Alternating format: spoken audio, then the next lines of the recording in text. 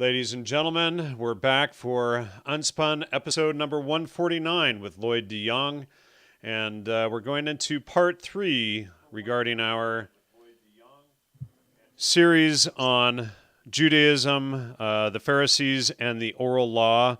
Sorry about the feedback there. YouTube doesn't have a way to mute the audio anymore before the show, so you have to wait until the show starts to mute that. It seems pretty ridiculous. What we're going to be doing today is getting into, well, we're going to be finishing up what we started last week on the Torah, and then we're going to be diving into the oral law of the Pharisees, otherwise known as the Talmud. Now, we're not going to be able to complete the Talmud in one episode. It's going to be at least 2, maybe 3 episodes to get through all of the research that Lloyd and I have done in the last week or so just on the Talmud. There's been a lot of interesting comments over the last couple of weeks. One person had said to me that the Pilpul is the art used by the alchemist and the Jews, also known as the royal art, and with Pilpul, the weight of any argument brought forward by a rabbi can be considered the law, regardless of surrounding quotes. So, you know, and then if a rabbi, he goes on, if a rabbi says to a non-Jew, you know, it can be harmed, anything else anybody else says is basically irrelevant at that point. And so it doesn't matter if there's 50 issues of if the quotes in the, or if the Talmud, what's found in the Talmud is actually a hidden or a secret text, and that these quotes, you know, we're claiming that they're fake quotes. What we're really clear, 100 surrounding quotes or pages of material or text. It just matters this one point. We're going to be going into all of these things tonight and in the following shows on this. And other issues that have come up regarding this are the claiming, and I posted several examples, is that they're taken out of context. Some of them actually are completely made up, but they're taken out of context. Others have argued that they're erased by expurgation, etc. And we're going to be showing how the quotes are, in fact, most of them, the ones that haven't been outright made up, are actually there, but they are taken out of context, and we're going to show how this is so repeatedly throughout these discussions for the next week or two. And so tonight, please keep in mind that this is only an introductory episode on the Talmud, and we'll be going into depth on this in the coming weeks. Also, please be aware that the episodes focus entirely on primary historical, religious, and legal citations, and this is not a discussion on Israeli politics or who owns the media or, you know, what's happening in the porn industry or anything like that. This is strictly about the primary citations that anyone can verify.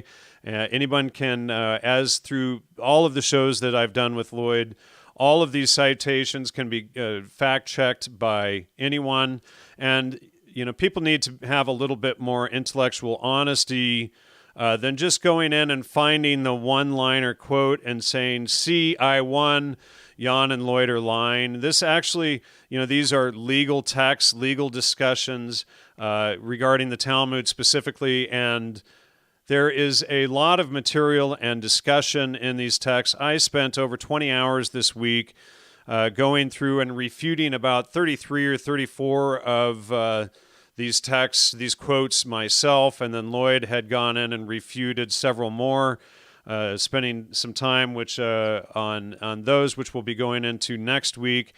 But a lot of these quotes, you can find them in there, but to make the arguments that people make, as we showed last week in the 2 that we shared, you have to take everything extremely out of context, or argue Pilpul, or argue that there's a secret Talmud, or, you know, we have the Goyim version and there's another version, and, you know, so, you know, those who have this other version of the Talmud that they got these quotes from, as far as we know, they're going to be happy to offer up that secret edition. We haven't been able to find it, so apparently they're going to be offering up that edition to anyone who asks them, anybody who jumps into the chat or into the comment section and mentions that. Just ask them for this secret edition that they got the quotes from so that we can all look at that, and I'm sure that they'll be happy to provide that. So anyway, Lloyd, welcome back for part 3 on Judaism. You there? Thanks. Good to be back, yeah.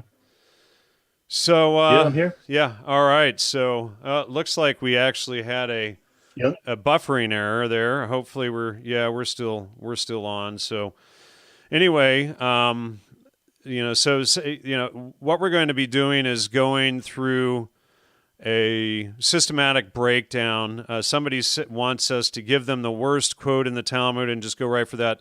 Like I said, we're going to be finishing off with what we discussed in the Torah last week, and we're going to be going through a systematic method of discussing and breaking down the so-called quotes from the Talmud, etc., so that everybody can see all of these quotes for themselves. So I'm glad that some of you have taken the time to dig into the Talmud and start reading it and seeing the context for yourselves.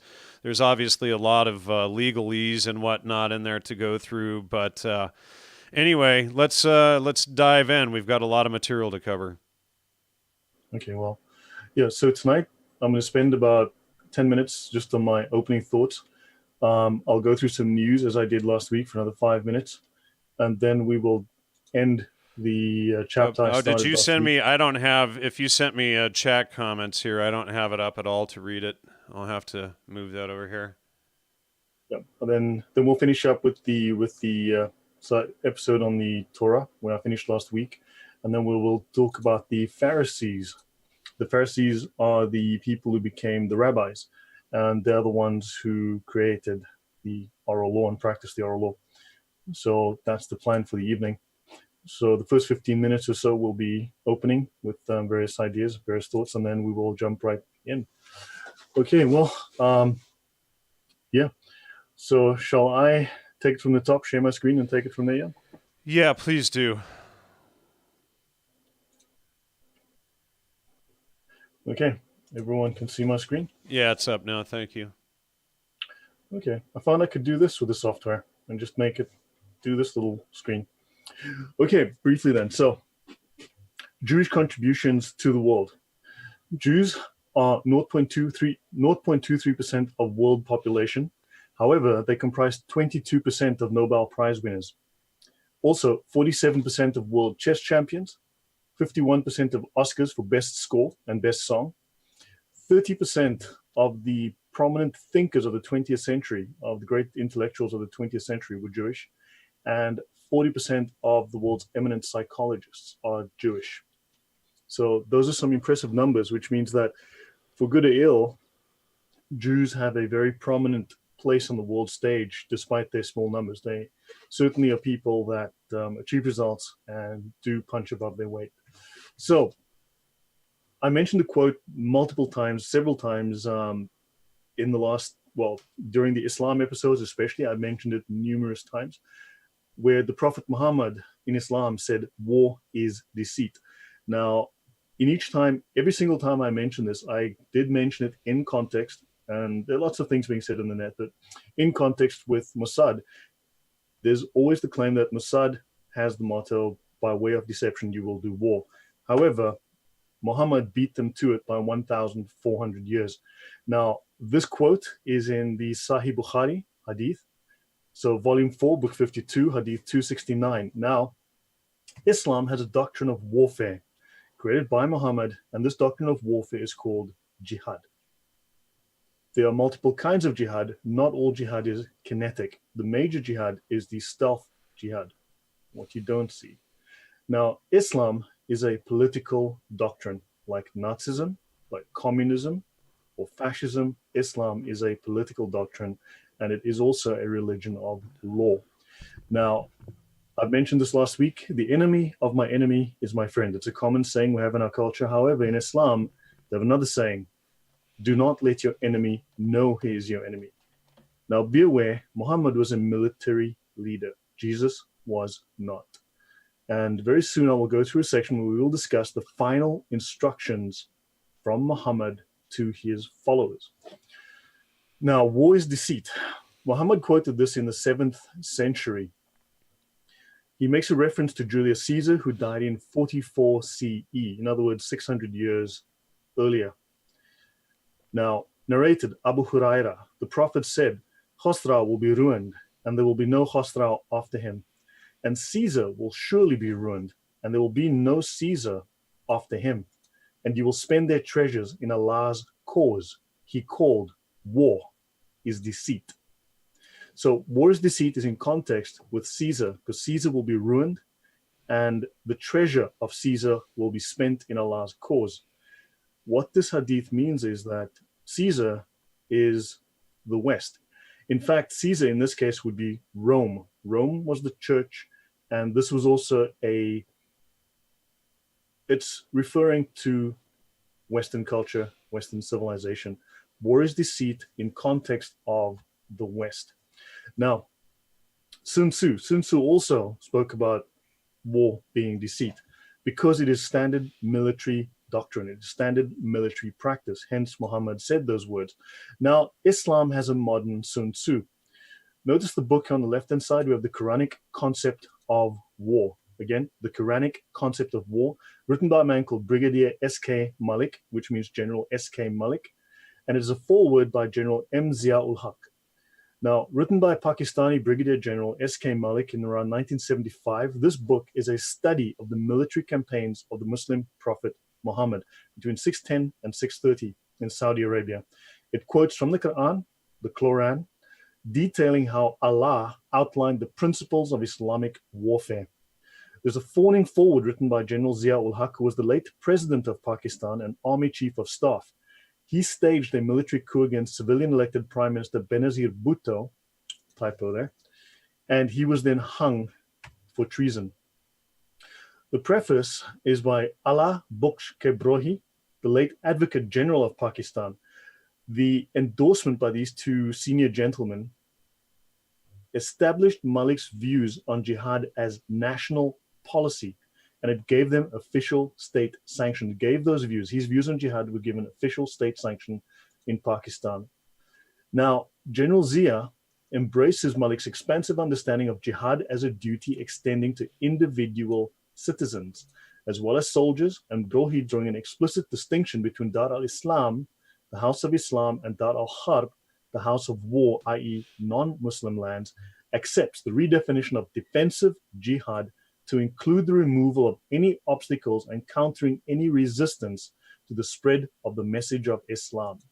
So if people don't want Islam in their land, if people resist the message of Islam, then defensive jihad is allowed to remove those obstacles.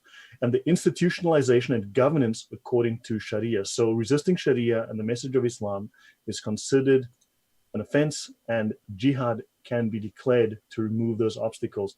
So even passive resistance to the advance of Islam is legitimate grounds for attack. Islam is a religion of war. If it were a religion of peace, you wouldn't be getting books with the title, The Quranic Concept of War. Now, Baphomet, very common name. You are all probably very familiar with the Baphomet goat image, as I have here on the screen. Notice the moon and the five-sided pentagram star. Notice the Islamic crescent and the star. This is the Turkish one on the right, the moon and the star. Now, modern scholars agree that the name of Baphomet was an old French corruption of the name Mohammed, with the interpretation being that some of the Templars, through their long military occupation of the Outremer, had begun incorporating Islamic ideas into their belief system. I've found some references, we're working on this one, of Muslims being part of the Templars. And this was seen and documented by the Inquisitors as heresy. So now this reference is actually Wikipedia. Anyone could find this. Anyone could have found this. Now, I want to show another quote here on screen regarding that. This is from none other than the Oxford English Dictionary, which is the largest, most official dictionary in the world. And it says, from the name Muhammad, used by medieval writers, alleged name of the idol which the Templars were accused of worshiping. Now, and this is all across the top here for those who want to see that. Again, straight out of the Oxford English Dictionary under Baphomet. So, interestingly, we're going to be doing more on this eventually, and we can see this guy, Eliphas Levi, is the creator of that Baphomet image, and he is cited oddly in defense of a lot of what we've been exposing, as far as these quotes taken severely out of context and some of them being faked regarding the Talmud. He's actually cited in regard to that, but all of this makes a very interesting tie-in to the secret societies, to the OTO, the Freemasons, etc., that we will be covering in the coming weeks, if not with Lloyd, with another guest whom we'll have on soon to cover more of this in detail. Go ahead, Lloyd. Now, in the Chanson de Semaine Pou, written before 1235, a Saracen or Islamic idol is called a Baphomet. So this dates back 800 years or more. The Saracen or Islamic idol is called a Baphomet. A chronicler of the First Crusade, Raymond of Agia, called mosques Baphomarias. So a Baphomaria was where you went to worship Baphomet. So in a mosque is a Baphomaria. Peter Partner states in his 1987 book, The Knights Templar and Their Myth, in the trial of the Templars, one of their main charges was their supposed worship of a heathen idol head known as a Baphomet. Baphomet equals Mohammed, which is Muhammad. Okay, moving on. As you can see, again, note this connection, note this, these symbols. Now, I'm going to do the final words of Jesus taken from some of the Gospels, and then we will talk about the final instructions from Muhammad, and we'll do the comparison between those. So let's look at Matthew 28, the Great Commission. Then the 11 disciples went to Galilee, to the mountain where Jesus had told them to go. When they saw him, they worshipped him, but some doubted. Then Jesus said to them, all authority in heaven and on earth has been given to me. Therefore, go and make disciples of all nations, baptizing them in the name of the Father and of the Son and of the Holy Spirit, and teach them to obey everything I've commanded you. And surely I am with you always to the very end of the age. Acts 1:1-11. Jesus replied, it isn't for you to know the times or seasons that the Father has set by his own authority. Rather, you will receive power when the Holy Spirit has come upon you, and you will be my witnesses in Jerusalem, in all Judea and Samaria, and to the end of the earth. Luke 24:50-51, NIV, the ascension of Jesus. He lifted up his hands and blessed them. While he was blessing them, he left them and was taken up into heaven. Mark 16:19-20, NIV. After the Lord Jesus had spoken to them, he was taken up into heaven, and he sat at the right hand of the Father. Then the disciples went out and preached everywhere, and the Lord worked with them and confirmed his word by the signs that accompanied it. Now, the final chapter of the Quran, because as you know, the Quran is not ordered in chronological order. It is ordered by roughly length of chapter. So it's been jumbled deliberately. Now, the Old Testament to the New Testament, when you read through, it gets from more violent to more peaceful, and we end up with the example of Jesus in the New Testament. The Quran gets progressively more violent. It goes in the opposite direction. So remember, Jesus raised people from the dead. Muhammad did the precise opposite. The final chapter of the Quran, Muhammad's final instructions from Allah, are in chapter 9. I will read some extracts from chapter 9 of the Quran. Freedom from obligation, that is treaties. Freedom from obligation is proclaimed from Allah and his messenger towards those of the idolaters with whom you have made a treaty. Know that you cannot escape Allah. Allah and his messenger dissolve treaty obligations with the pagans. Allah is free from obligations to the idolaters. Just grabbed some of those from different Quran just to see some of the comparative translations. But when the sacred months are past, then fight and slay the idolaters wherever you find them. Seize them captive, besiege them, lie in wait for them in ambush in every stratagem of war. But if they repent and establish regular prayers and practice charity, let them go their way. In other words, if they convert to Islam, fight them. Allah will chastise them at your hands. and he will lay them low and give you victory over them. O believers, the idolaters are indeed unclean, so let them not come near the holy mosque. Remember, New Testament says, justice is mine, or vengeance is mine, says the Lord. In this case, Allah will chastise the idolaters at your hands. A very different thing, an instruction which is very different. Fight those who believe not in Allah, nor the last day, nor hold forbidden that which hath been forbidden by Allah and his messenger, nor acknowledge the religion of truth, Islam, even if they are of the people of the book, that is Jews and Christians, until they pay the jizya with willing submission to the Muslims and feel themselves subdued. Now, in the Pictorial version, it says, and the Jews say, Ezra is the son of Allah, and the Christians say, the Messiah is the son of Allah. That is their saying with their mouths. They imitate the sayings of those who disbelieved of old. Allah himself fighteth them. How perverse are they? In the Yusuf Ali version, Allah's curse be on them, how they are deluded away from the truth. That is from the Quran, chapter 9, verses 1 to 30. Now, a couple of people have asked, they thought this was going to be about Judaism, so do you want to explain very quickly? This is because people make claims about Judaism. Now, I'm going to contrast Islam with this, since apparently there's some horrible words in the Talmud which I've not yet been able to find. However, these words are explicitly in Islam, and I'm seeing lots of people coming out to defend Islam, nominal Christians, supposed non-Muslims, coming out to defend Islam and whitewash all of these things as if it is insignificant. And I have to ask why. Now, 9111, Allah has purchased from the believers their lives and their properties in exchange that they will have paradise. They fight in the cause of Allah, so they kill and are killed. Now, when your boss leaves for the day, he gives you final instructions. And the final instructions are what you do. These are the final instructions from Muhammad to Muslims. So, this verse abrogated every agreement of peace between the Prophet and any idolater, every treaty and every term. So, this means that no idolater had any more treaty or promise of safety ever since Surah Bara was revealed. A different commenter, fighting the Jews and Christians is legislated because they are idolaters and disbelievers. Allah encourages the believers to fight the polytheists, disbelieving Jews and Christians. As for the Jews, they claim that Ezra was the son of God. And as for the misguidance of Christians over Jesus, it is obvious. This is why Allah declared both groups to be liars. Now, somehow we're supposed to simply accept that fake, falsified quotes from the Talmud are to be taken as fact, as literal. However, when these quotes are all over the Islamic texts and all over the Quran, we are supposed to ignore them. Why are non-Muslims defending Islam and pretending as if these would not inspire violence? This is some proof here from Bukhari, which tells us that this verse was the last verse revealed in the Quran. That's Sahih Bukhari, Hadith 4364.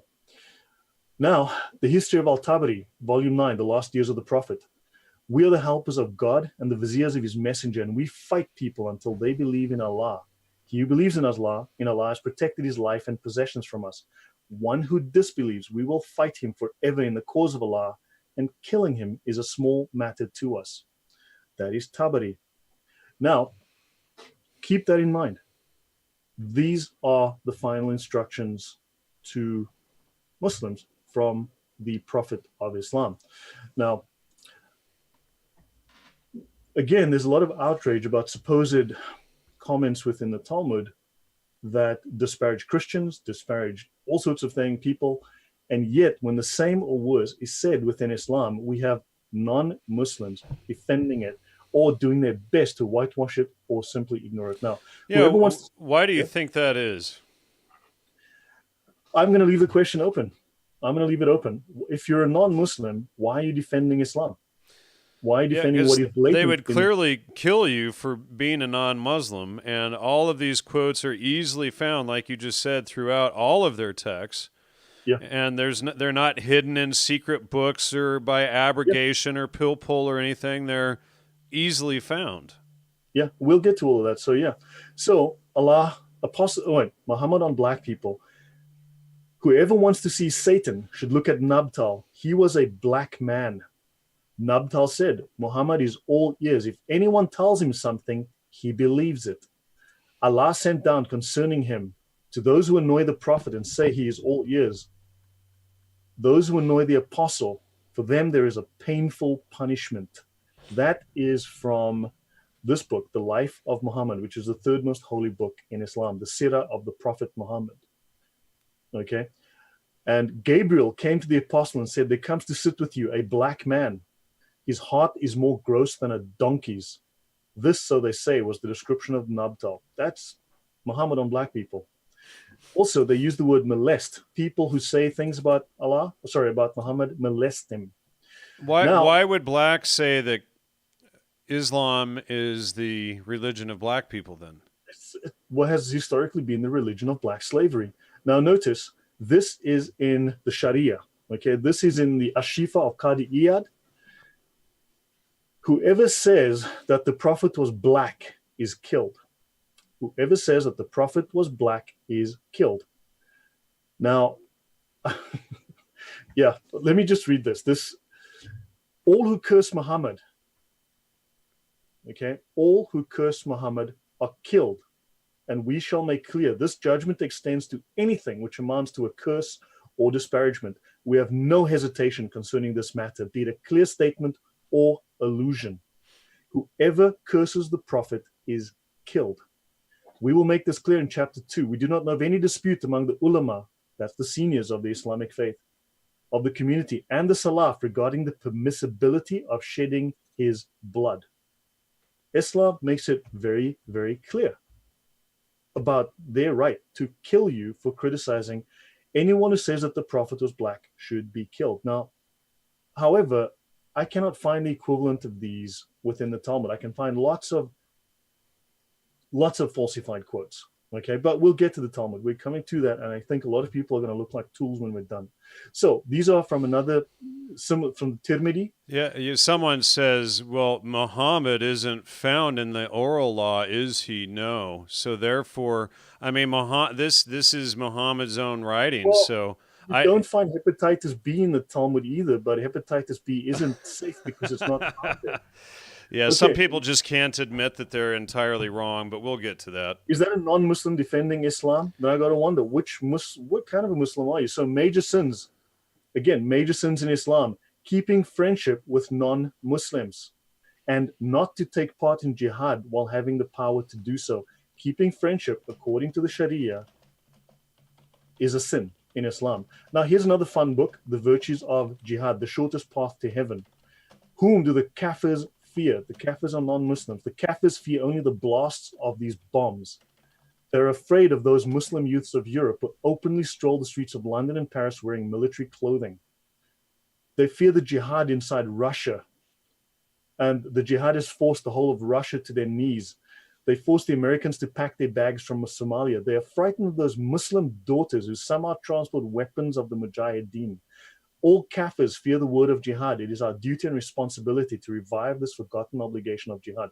This is from an influential Islamic imam who is not misunderstanding Islam. He's getting it perfectly, 100% correct. And this was especially influential in Pakistan and India. Forward, Allahu Akbar. We Muslims cannot renege in our responsibility and should make haste to join the army of Allah in the struggle to elevate Allah's word and the implementation of Sharia. This book will provide sufficient information to motivate and urge the believers towards the forgotten obligation of jihad. Now, I looked. There is nothing in this book, and I give you a copy if you want it, relating to self-improvement. There's a lot of killing and subjugation, but jihad as self-improvement, having more salads, going to the gym, not found. When are you guys going to get it? Jihad is not your friend. So, moving on to something we discussed last week. This is the first Shriner temple is called Mecca.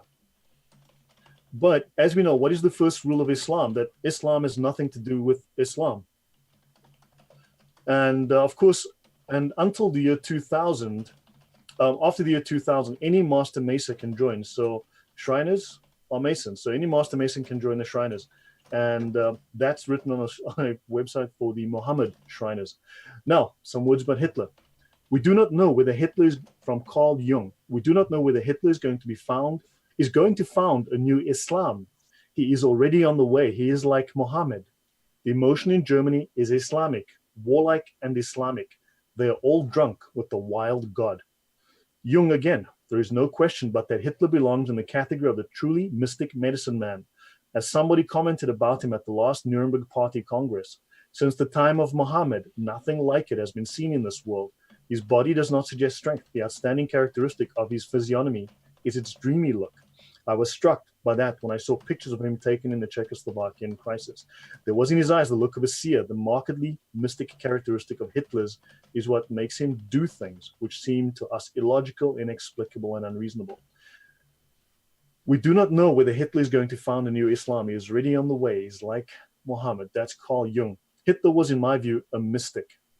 And it goes on in this last quote. I'm going to skip this one for the sake of length. This was the credit goes to Apostate Prophet in his video on the comparisons by Carl Jung of Hitler and Muhammad. But Carl Jung makes it very clear that Hitler is a psychopath and that to him, the comparison with Muhammad is a critical one. Now, I've been told, as Jan said, there's a hidden Talmud. Now, I trust that the people who want to warn the world about this hidden Talmud will supply us with a copy. I'm sure it'll be here any day now. And these people, you'll find them in the comments. Please ask them. The Activist News, if you could share your secret Talmud, we'd all appreciate that. Now, notice, this is from a commenter. There's one Talmud for Goyim eyes and one Talmud for learned Jews' eyes. And he goes on to say, and I believe this is nominal Christian, I may be wrong. By the way, the Torah is an extremely evil document as well. The Torah is the Old Testament. The Bible, you know it as the Bible. So and of course, he's actually attacking the Bible as an evil document. That's yes. Amazing. And this is on a website from someone who recently made various hit videos about us. When I mentioned Brunei and the stoning laws, the Sharia stoning laws, where people will be stoned to death for leaving Islam, for apostasy, for gay sex, for adultery. And the guy replies to me, stoning for both man and woman. And it's only when they commit adultery and they were married. Otherwise, no stoning. In other words, just fine. Not a problem. So, yeah, keep that in mind. Keep that in mind. Someone defending stoning to death. Right. Now, news. So that section's done. Thank you for your patience. 80 million pounds of British taxpayers' money funneled to Al-Qaeda in a decades-long scam. Tens of millions of British taxpayers' money, including funding that went to the 7/7 London bombing network and Osama bin Laden through a UK-based scam by British Asians. We know what the Asians are. They stole billions of pounds of public money. In total, this money is more than triple the money that went to MI5, MI6, and GCHQ. That money's going somewhere. The US this week has declared Iran's Revolutionary Guards a terrorist organization. Someone last week before said that I hate Iran for posting a quote out of their constitution, which says that the Iranian Revolutionary Guards have the obligation to spread jihad throughout the world, to spread Islam by jihad throughout the world. I quoted that out of the Iranian constitution, and they defended them. They said I was an Iran hater. Well, they've just been declared a global terrorist organization. So it's amazing that these people will defend terrorist organizations and Sharia law and all of this stuff. I mean, you have to wonder if they're pinning all of this stuff on Judaism that we can so easily find in Islam, with Baphomet and all this stuff, what is the connection there? Are they secret Satanists or? Think about it. These people, though, look, first of all, let's be honest, they hate Jews. They just hate Jews, all Jews. Then you've got Islam, which preaches Jew hatred. We've covered that in depth. Right. Now they're allied in terms of their hatred of Jews. They're allies, and the enemy of my enemy is my friend. Right. So then you have like the KKK, the neo-Nazis, and the GDL all aligned with each other, ironically, along with Islam. Right. However, Islam has its own agenda. And now, how can they alienate and offend their allies? Right? Because these are allies that are helping them and supporting them in their fight against the Jews. So now you've got they're forced to whitewash and overlook all of this to not offend their allies. So moving on, so we can finish this. Brunei adopts Sharia law. Conversion from Islam carries the death penalty because there is compulsion in religion. Christian converts are expected to go into hiding. Brunei enacts new penal code as the Sultan calls for stronger Islam. And of course, they also have the death penalty for insulting the Prophet Muhammad. This is an Islamic country. So now they want a stronger Islam, and this code also imposes the death penalty on children. It introduces amputation and public flogging. People die from floggings. They get 100, 150 lashes. They die from the floggings. Okay. Now, someone mentioned to me in the comments that they don't believe Robert Spencer and Pamela Geller because they're lying about Islam. Well, did this man and his government and his imams and their Islamic country somehow accidentally take the words of Robert Spencer and Pamela Geller and implement them in law? Or are these words to be found in the Sharia, word for word in black and white? There's also numerous Islamic countries that kill gay people, several of them, 10 of them, in fact. There's an 11th, but I lived in the UAE for 11 years. They don't do that. But technically it's in the law. But Iran, Mauritania, Chechnya, Nigeria, Pakistan, Nigeria is 50% Muslim. And in the Muslim areas, yeah, it's a bad idea. Saudi Arabia, that's a man being flogged. Somalia, Sudan, United Arab Emirates, Yemen. Notice there's a common denominator in those countries. They're all Islamic or have majority large Islamic populations. Minneapolis, Little Mogadishu, 56% increase in violent crimes caused by Somali gangs. These are not Jewish gangs. Brunei Sultan calls for stronger Islam teaching after shock Sharia law introduced. In the UN, there's a massive outcry. Sharia for the UK. Okay, who wants that? Please defend Islam in the comments so we know who you are. So in two cases in the UK recently, the Home Office has denied asylum to two people trying to flee Iran.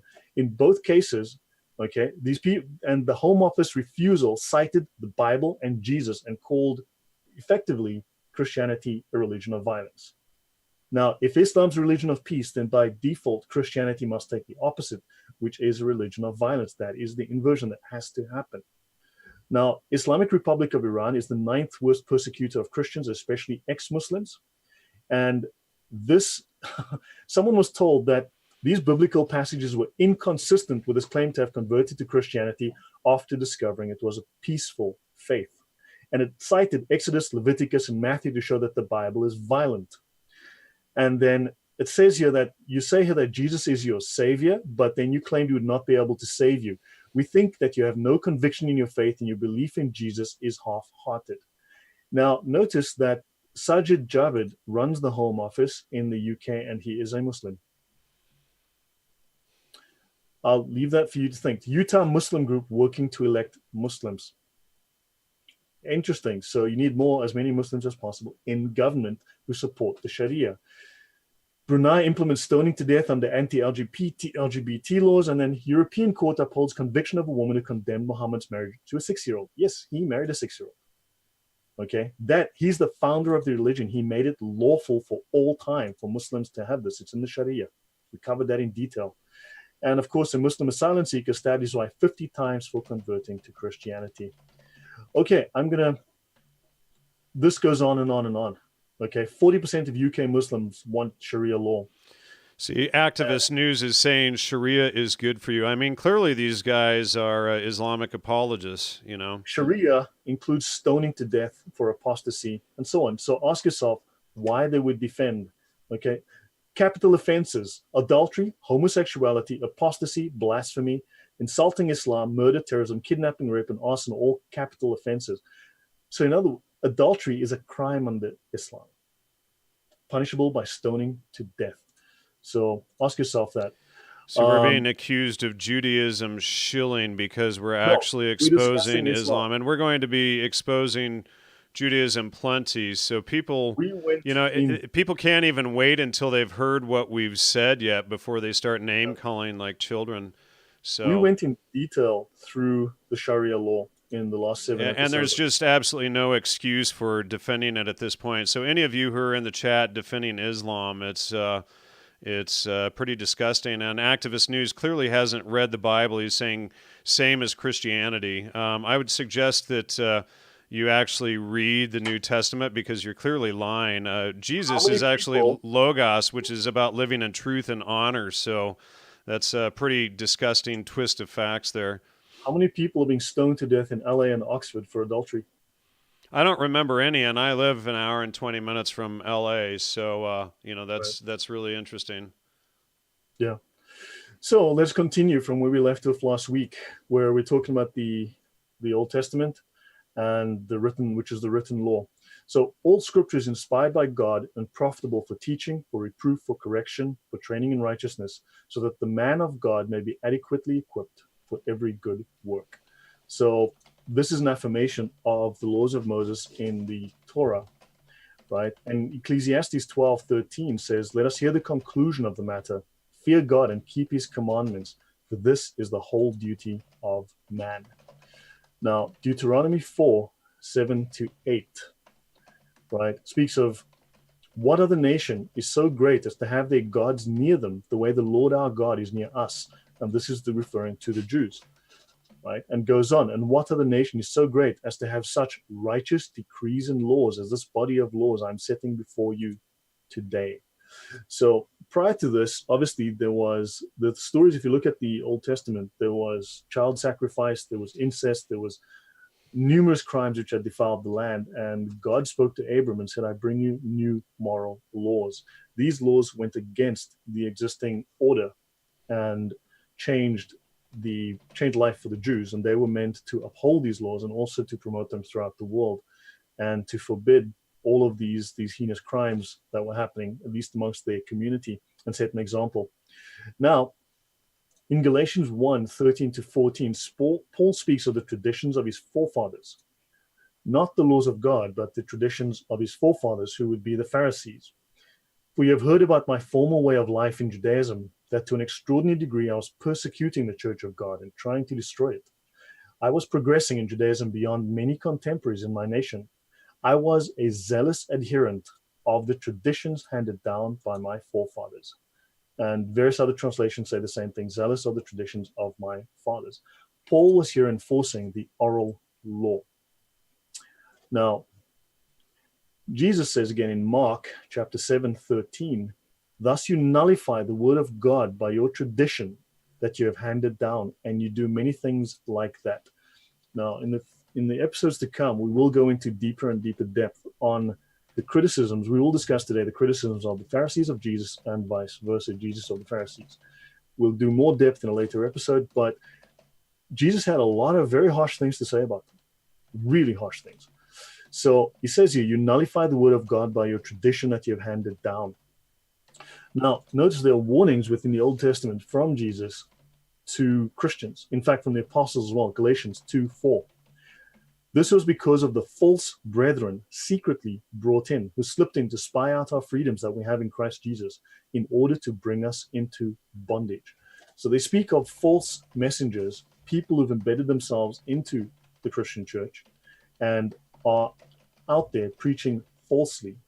So, in other words, this would also be Christians who are not Christians. In 2 Peter 2:1, there were false prophets among the people, just as there will be false teachers among you. They will secretly introduce destructive heresies, even denying Jesus, the Master, who brought them. Again, another warning. 2 Peter 2:1, just another version of that. So many shall follow their pernicious ways, their evil teaching. By, Acts 20:28-31. Jesus says, after my departing shall grievous wolves enter in among you, not sparing the flock. And of your own selves shall men arise, speaking perverse things to draw away disciples after them. Therefore watch and remember, by the space of 3 years, I cease not to warn. Okay, so Jesus says, there will be wolves among you. In other words, wolves in sheep's clothing, hiding among you, lying to you, and distorting the scriptures. So this is a common tactic. In other words, going back to deceit. Now, the Torah is perfect. It says in Psalms 19:7, the law of the Lord is perfect, and it is blameless. Other translations use the word blameless. Notice though within Islam, since I will be doing comparison between Judaism, Christianity, and Islam as we go forward, as I have, the Islamic word dhimmi is derived from the Arabic root that means guilty or blamed. In Islam, we are the guilty, we are the blamed. Whereas, so it is in direct opposition. Islam is in direct opposition to both Judaism and Christianity. It is an inversion and completely antagonistic. Proverbs 4:2, forsake not the Torah, for I give you good doctrine, forsake ye not my law. 1 Samuel 15-23. So people who are attacking the Old Testament and forsaking the law, the Bible specifically says, do not forsake the law. And clearly these people haven't even studied it to know even what it says. They and somebody in the comments I just read, I'd wanted to mention really quickly, they, are trying to say, well, Christianity says that homosexuals should be stoned to death, but of course they can't name one Christian country where this is practiced. Don't do that. And then they even confuse the Old and New Testaments. They clearly have never read the books because they don't know the difference between the Old and New Testaments. Notice in the Jewish law it says the same thing, but they don't stone people to death, and neither do Christians stone people to death. There are countries that stone people to death, and they're all Islamic countries. Correct. So we have had what's called a reformation, even in Judaism.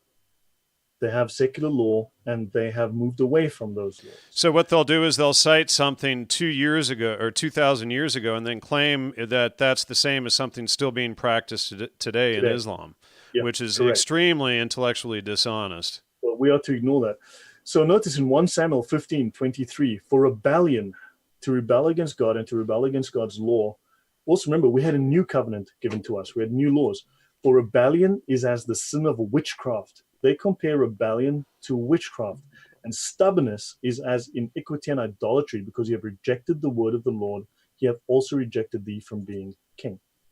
Notice, rebellion is like witchcraft, and stubbornness is as idolatry and sin. Now, moving on. So we're nearly done with this section. Then I will move on to the rest. Unfamiliarity with the Bible, the Tanakh, the written Torah. 90% of American Jews are not religious.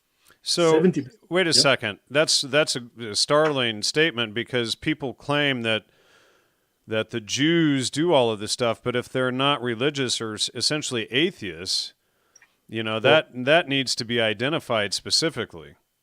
Well, remember, a lot of the claims are that it comes out of the Talmud, right? And if most of these quotes are falsified or deliberately distorted, then and if they're not in the Talmud, there's no religious basis for it, then that makes that claim look very sketchy and makes other claims built on top of it, because that's the basis of it, also become very sketchy.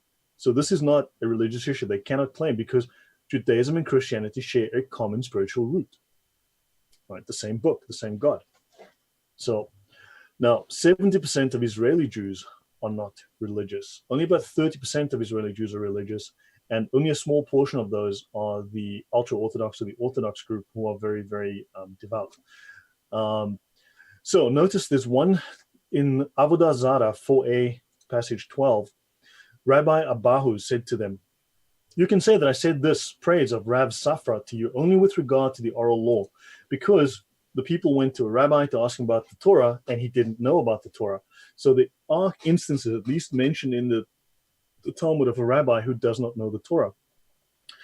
But did I say to you that he's knowledgeable with regard to the Bible? So the one rabbi says to the people, look, because they beat this guy for not knowing, they said to Rabbi Abahu, what is different about you sages of Eretz Yisrael that you know the Bible as well? Rabbi Abahu said to them, we who are situated among you heretics and are forced to debate the meaning of verses, we impose upon ourselves this obligation to analyze the verses in depth. By contrast, the sages of Babylonia, who are not forced to debate you, do not analyze the Bible in such depth. So one can then see that there is, at least there have been instances of rabbis who did not know the Torah, who did not study the Torah, at least in this one instance. So there's, again, as we go forward and when we start to make our critique of the rabbis, at least of the Pharisees and rabbinic Judaism, and we will present a solid case why there's an issue, but that is not a hysterical claim about they eat babies and drink their blood. It's going to be a solid historical and theological argument, which we will present against, at least against the rabbi's case for the oral law. So now, building fences around the Torah. Nearly done with this section. What is that? Fences are also called hedges. They are references to building hedges about the Torah. You might remember the quote, Jan, someone who pokes his head through a hedge will get bitten by a snake. That's what that means. So the hedges, the fences, are the laws that the rabbis have placed around the laws of Moses, the laws of God. One can start to say now that this is when human instructions overtook the law of God. And I will go into much more detail. Now, there's a book called the Pirkei Avot, called The Ethics of Our Fathers, technically the chapters of our fathers. Now, it says there, they said three things: be deliberate in judgment, raise up many disciples, and make a fence for the Torah. That is one of the commandments in Pirkei Avot 1:1, the ethics of our fathers.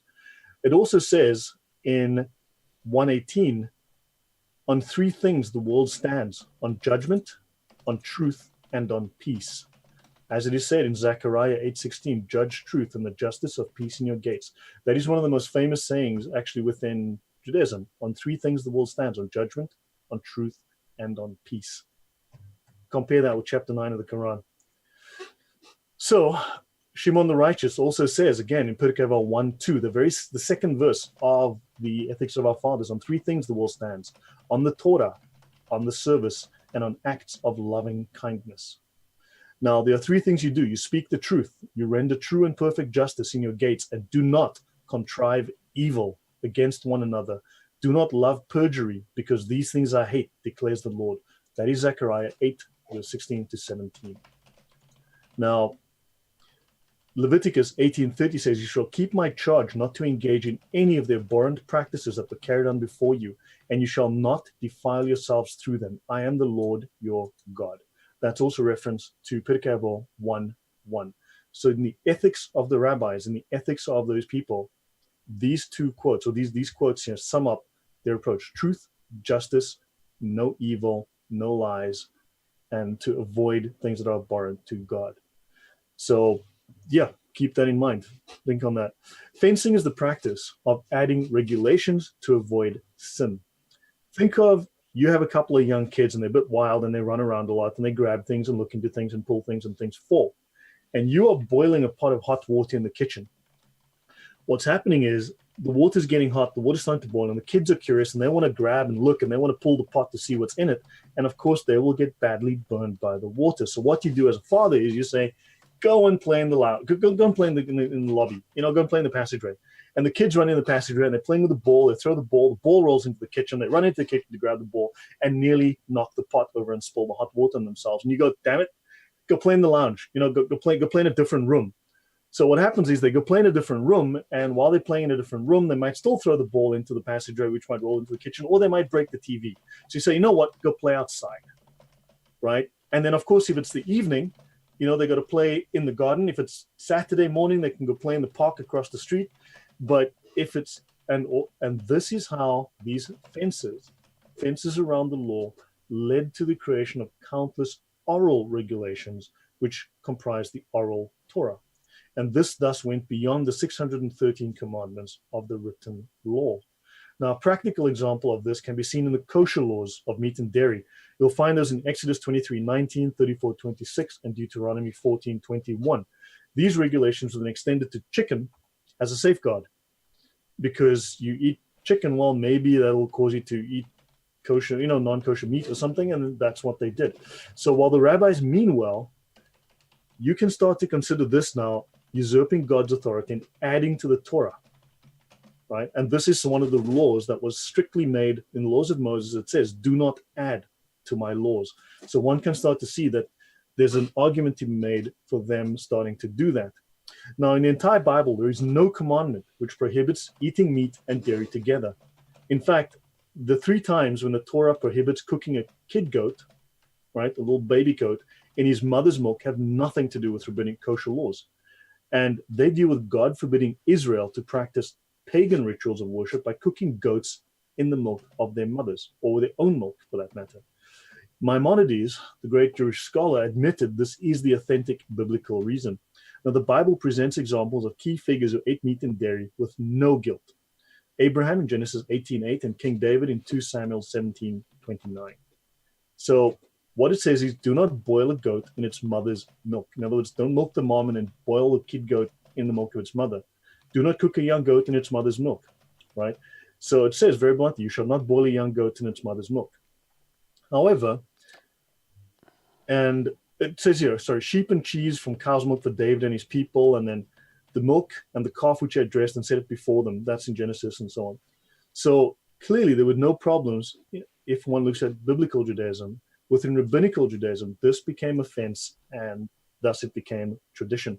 Now, in traditional Judaism, Jews effectively live not by what is written in the Bible, the written Torah, but by the Bible as interpreted and understood by the Jewish rabbinic tradition, which is the oral Torah. So it is not necessarily the Bible per se, but by the interpreted tradition of the Bible.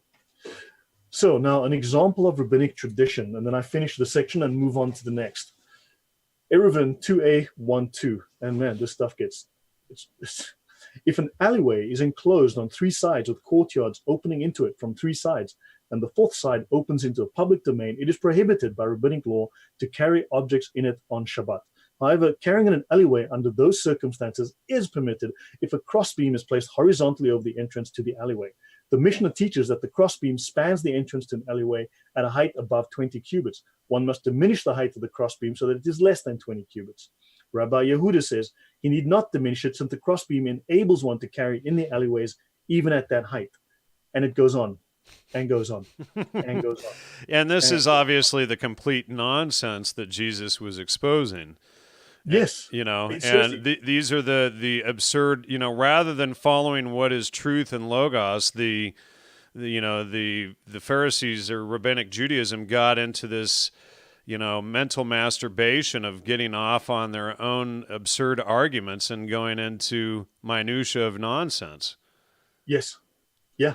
I mean, I was reading that. I'm like, are they serious? There's hundreds of laws like that. You're like, this makes no sense. We went last week over that non-Muslims are the evil of the wilderness, the worst of creatures, the worst of men, very blatantly. And of course, Muslims are the best of created beings. But now, again, should I go through? Okay, so the works of grace. Should I do this section, Jan? Sure, let's just cover. Just quickly, okay. So God makes a promise to Abraham, right? That is in this age. I will make you a great nation, and I will bless you, and I will make your name great. I will bless those who bless you, and those who curse you, I will curse. And all families of the earth will be blessed in you. That's Genesis 12:3. In other words, all families will be blessed through the message that the Jews are to bring. That's God's word. Then Israel becomes God's chosen people. They are priests and a holy nation. God has chosen you, a treasured possession from among all the peoples that are on the face of the earth. Deuteronomy 7:6. You'll be a treasured possession for me out of all the peoples of the earth. Exodus 19:6. And in Psalm 105:6, you are his chosen ones. Then there will be the coming age, right? That's the messianic age. There will be blessing after punishment, right? Now, if you look at the message of the coming age, it is characterized by healing and also an ingathering of all nations. And I believe this is part of where people go on about, the Noahide laws, about forcing it on the world and its conspiracy. Because which we showed as ridiculous in the first part of this series in episode 1 on Judaism. Correct. So in other words, it speaks of in prophecy of an ingathering of the nations. The nations will all join after punishment.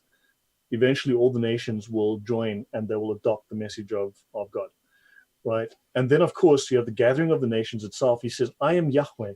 I've called you in righteousness, not conspiracy theory. In righteousness, I've grasped your hand and watched over you, and I've given you as a covenant of the people, as a light to the nations." To open the blind eyes, to bring the prisoner from the dungeon, for those who sit in darkness from the house of imprisonment. I am Yahweh. I do not give my glory to another, nor my praise to idols. That's in Isaiah 42:4-8.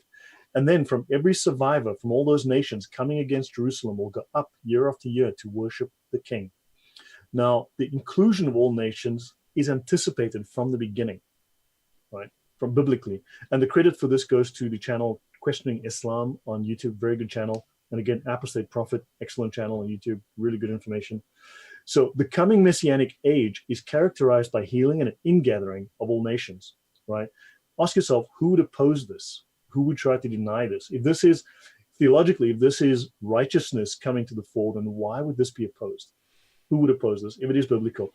And now, two covenants. Satanists and Islamists, apparently, right? Right. So, Hagar and Sarah. Now, there are two types of covenants.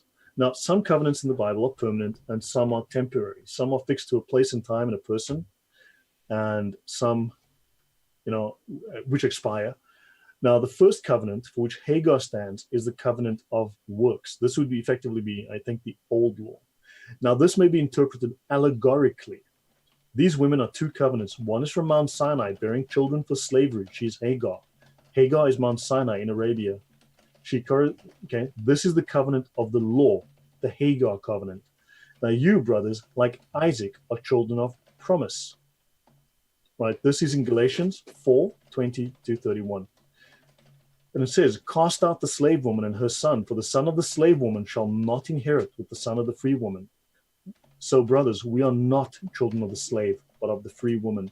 This is a different covenant that is spoken of. So, Sarah is the covenant of grace, not made with God and man, but made with God and Jesus. The covenant of works was essentially do this and live. But the covenant of grace is do this, Christ, and you shall live, man. So if Jesus does this, man will live, right? That is about, and that's the difference of the covenants. The one is by your works, and the other one is by his sacrifice. Those are the two different covenants that are present within the Bible, and the change that happened with the Messianic era, or the beginning of that. So allegorically, Hagar was not intended as a wife. She was a handmaid to Sarah. So the interpretation then that some biblical scholars make is that the law is a handmaid to the covenant of grace. The law is secondary to the grace of Jesus. And one could then say that the rabbis, the Pharisees, made grace a handmaiden to the law. Now, one could argue God never conceived that man would attain perfection by the law. So there would be a Messiah and a new covenant of grace because man is imperfect and cannot hold the law perfectly. Any comments here? No, great stuff. Thank you. Okay, cool. So now this would be the last section. And if you want, we can then tackle some questions and if you're getting any super chats. So the Pharisees, who are the Pharisees? And this we need to know. Next week, we will do an introduction on the Talmud itself, the structure of the Talmud, the books, what it says, why it doesn't. And we will get into a discussion on the supposed pedophilia in the Talmud. And I assure you, certain people are going to look like a bunch of tools when I'm done. So yeah, for sure. Activist News, I think, is probably going to be one of the biggest tools. Him and the sad thing is these people are working with neo-Nazi and KKK hate groups. They're loosely affiliated with these groups, but there is most certainly overlap, and these people won't even read the texts before they address them, and they'll take them extremely out of context. So let's dive into the next section so that we can. My concern is this. I mean, look, and they're even in denial that like the GDL and the neo-Nazis and the KKK are associated. Well, many of these I don't know very much about that. So what I do know is they share certain commonalities in their hatred of Jews and their promotion of these texts in a falsified manner. Absolutely, and they'll spin them. They'll even show how the one quote. They'll show the one quote on screen in these hit piece videos they do on us, but then they'll omit all of the refuting evidence surrounding those quotes, and it's extremely, intellectually dishonest. We decided not to focus on that this week, right, just to do our information. But notice, Christians are meant to be forgiving, right, and are meant to show love. Now, this is not, I'm not promoting tolerance, which is pathological altruism, but how do you intend to convert people or lead by example if you hate them? Well, that's a very good point, isn't it? If you hate them. Now notice, if in the future, when we do an episode on the history of the church versus the Jews in Europe, should that happen, and the church has blood in its hands. The church was responsible for massive slaughter of Jews in Europe over centuries. Now, for many Jews, the name Jesus conjures up death. It conjures up persecution, conjures up slavery. So the church did these things in the name of Jesus. They did this in the name of righteousness. Now, none of these things are, to my knowledge of biblical scripture, holy. None of these things are the example of Jesus. None of these things are according to the Gospels and the example of Jesus in the Gospels. Yet, so if Christians are doing this, then no wonder Jews do not want anything to do with Jesus. How can that be a good example to them? Well, and, just to point out the inverse of that, Saul, who became Paul, also did that to the Christians as well. So, there is a tit for tat there. But, you said it perfectly. We have to lead by example, and spreading hate and misrepresenting, Talmud quotes and taking things out of context is not the way to win over any converts or support. All they're doing is, spreading hate and, misquoting and, taking things out of context. Yeah. So as I said, we don't have a copy of the secret hidden Talmud, but I'm sure someone will happily pass us a copy. Okay, so the Pharisees. Now, the Pharisees historically are the people that created the oral law. So we're going to do, this is an introduction. It is not the final episode on the Pharisees. We will do further episodes in more depth and detail, but I want to give an overview for everyone to understand. Okay, this is not the last word, and this is not every single quote from the New Testament on the Pharisees. I'm well aware that there's plenty to be said. So the Pharisees' background and a perspective on their beliefs, and the credit for this article, I found some really good, interesting articles that I've combined with a guy called S.H. Venor. I found these articles, and he did some really good work on the subject, so, which I've built upon for this talk. Now, the Pharisees first appeared in the 2nd century BC. They appear to have originated from a group called the Hasidim, or the Hasidim, which means God's loyal ones. And by roughly 135 BC, they were known as the Pharisees, meaning the separated ones. Now, the Pharisees were the keepers of the Mosaic law, the Torah. They practiced the Mosaic law. They believed that having guardianship of this law was proof that they were God's chosen people, to whom the Messiah would come. Now, of course, though, they had a very different idea of the Messiah than what is actually, from a Christian point of view, in the Old Testament. So they believed that the Messiah would be an earthly king, a son of David who God would raise up. He would establish an earthly kingdom. He would free them from Roman rule. And they believed that in order to remain in favor with God, the keeping of the Torah was essential. Now, they wanted a warrior Messiah. Hence, they supported, historically, Bar Kokhba, who was responsible for Bar Kokhba revolt. And as I remember, this led to the Romans expelling the Jews from Israel and their exile. So that was a disaster. They wanted a warrior. They felt that Jesus effectively was weak, and they didn't want that kind of Messiah. Well, and the irony of that was Christianity swept the world based on truth and logos and showing love and forgiveness, etc. And it pretty much was the reigning religion up until Muhammad came about, or Baphomet. Correct. Yeah, Baphomet. So in the New Bible Dictionary, the author H.L. Ellison says, basic to the Pharisees' conception of religion was the belief that the Babylonian exile was caused by Israel's failure to keep the Torah, and that its keeping was an individual as well as national duty. Now, because of this, the experts of the law, so here's where the oral law started to become a thing.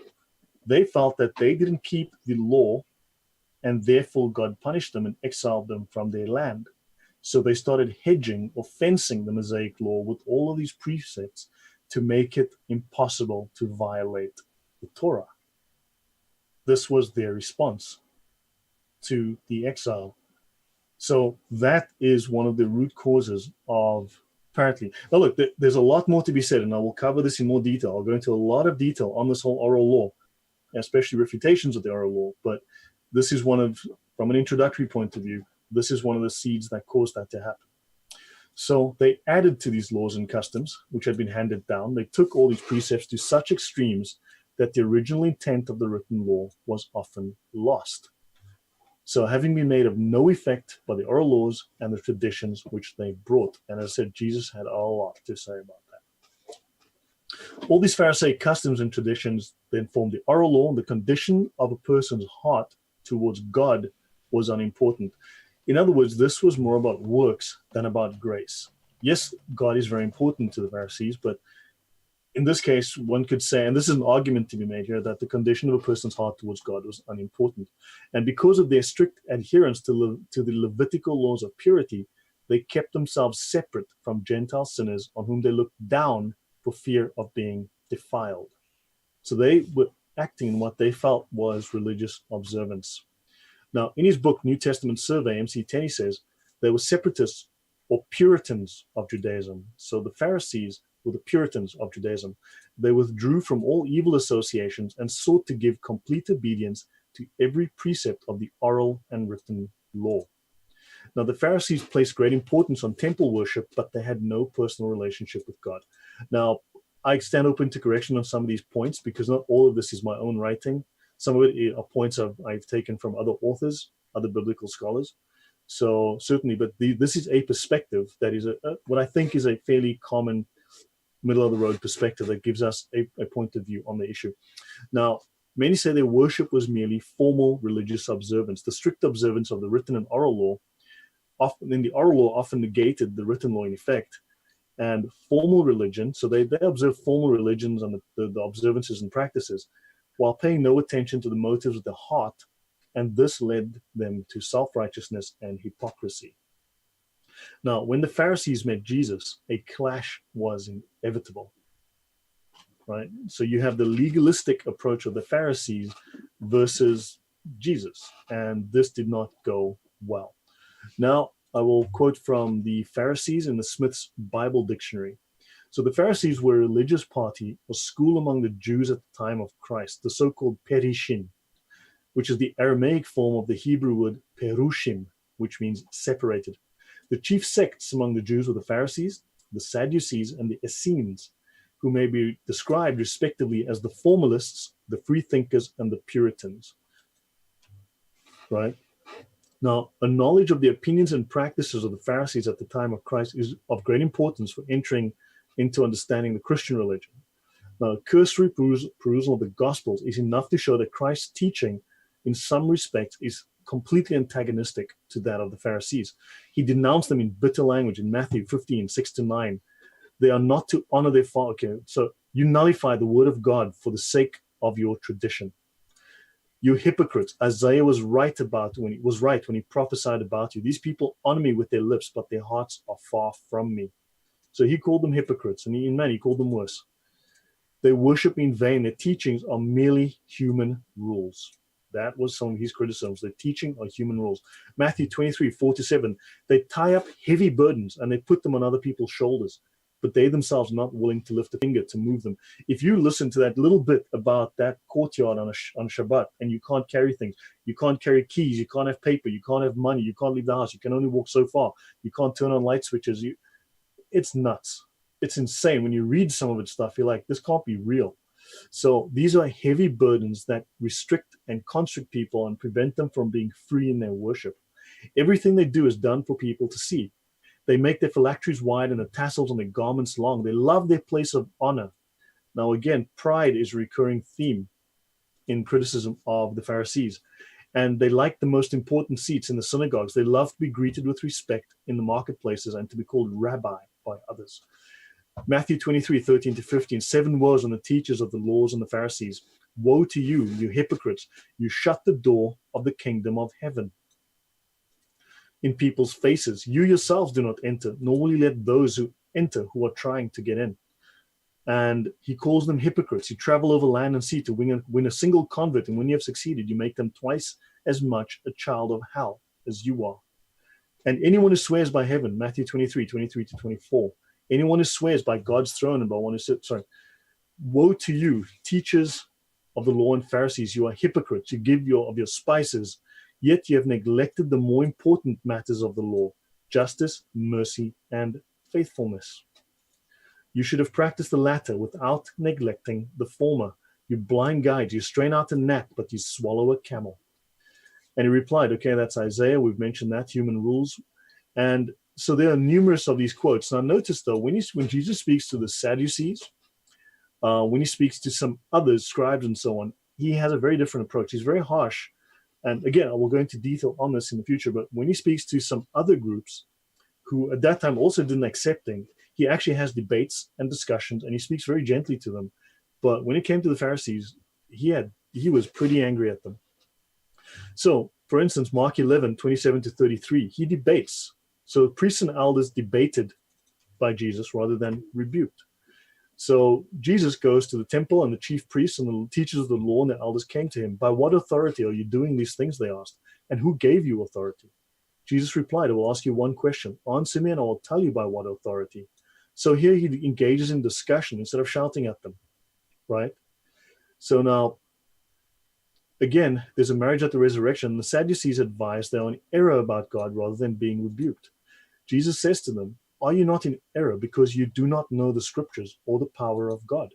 So instead of rebuking them for being wrong about the scriptures and not knowing God, he simply says to them, are you not in error? And he gets them to rethink what they're saying, right? So he engages in discussion. He talks about love for your enemies. Love your enemies and do good to those who hate you. Bless those who curse you. Pray for those who mistreat you. Well, when it came to the Pharisees, as in harsh words. So would you reread that last Luke passage? Apparently, it's just evident that those who are spreading all of this hate don't get what Christianity is, and then they'll say they're all the same. Luke 6, 27 to 28, love for enemies. But to you who are listening, I say, love your enemies. Do good to those who hate you. Bless those who curse you. Pray for those who mistreat you.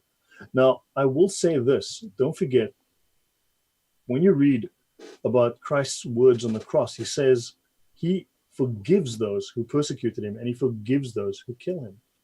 Now, if Jesus is capable of forgiving those who've killed him, why are these people still bearing a grudge? Why are they hating on Jesus' behalf? There is no such instruction or requirement in the Bible. Christianity does not require that. If Jesus himself, and another interesting theological point to be made is that Jesus was meant to die. It was a fulfillment of the prophecy. He was meant to die also because he had to overcome death. You cannot overcome death unless you die. And he had to die. So therefore, that was necessary. So blaming when it was actually required. And don't forget, for God so loved the world that he gave his only begotten son. So this was in agreement between Jesus and God that he would die for sin, for the sin of man. So this was, again, a necessary action. Any comment, Jan? No, sorry. So if Jesus forgives, perhaps so should we. Yeah, so, well, maybe we should forgive all these poor trolls who can't, learn any better, and they are just there to spread their hatred. They don't want to forgive. They don't want to understand what Jesus taught. I mean, they clearly haven't read the New Testament. They confuse the Old and New Testament with each other, etc., and think that, for that matter, that Islam is the same as those. And this explains why they're apologists and why they think that we were debunked, because they, make a comment about, what is that, expurgation, etc., and taking things out of context while not even showing how these specific contexts apply to that, or these specific texts. Look, I'm whatever. I'm just saying, I agree. Maybe we should just, forgive these people, for they know not what they do. Yeah. No, hey, I have other things to do for that matter. So, understanding the Pharisees provides contrast towards understanding the spirit of Christianity. So the fundamental principle of the Pharisees, common to Orthodox modern Jews, is that there's an oral law that completes and explains the written law. I spoke about that. So the Pharisees claimed, and I will go into detail in a different episode, that this law was given to Moses on Mount Sinai. That is something that can be heavily debated, and there's lots of reason to refute that.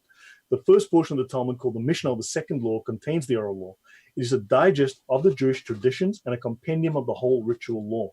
Okay, and it often is now esteemed above the sacred text of the Torah, Tanakh. Jesus called men to the law of God as the supreme guide of life. The Pharisees, upon the pretense of maintaining the law, multiplied all of these hundreds and hundreds. There's like 4 million words apparently in the Talmud. For instance, the Sonsino English translation of the Talmud has 12,800 pages.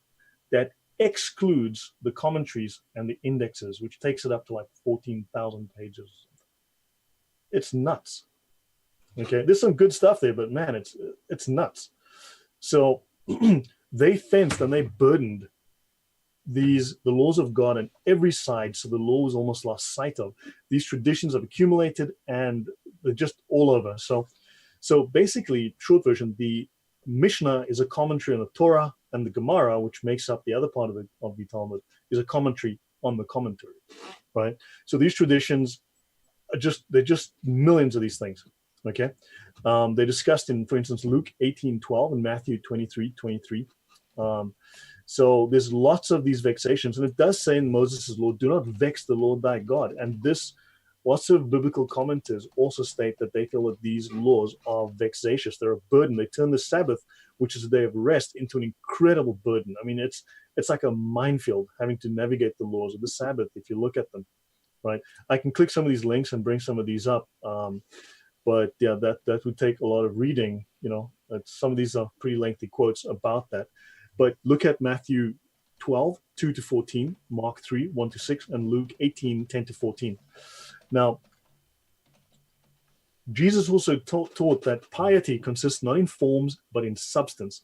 And what happens is, though, under the rabbinic law, the oral law, a lot of it was about outward observances, not an inward spirit, right? It led to an opposite of that. So again, Matthew 6:2, Matthew 6:6, 6:16, 23:5, 23:6, and Luke 14:7.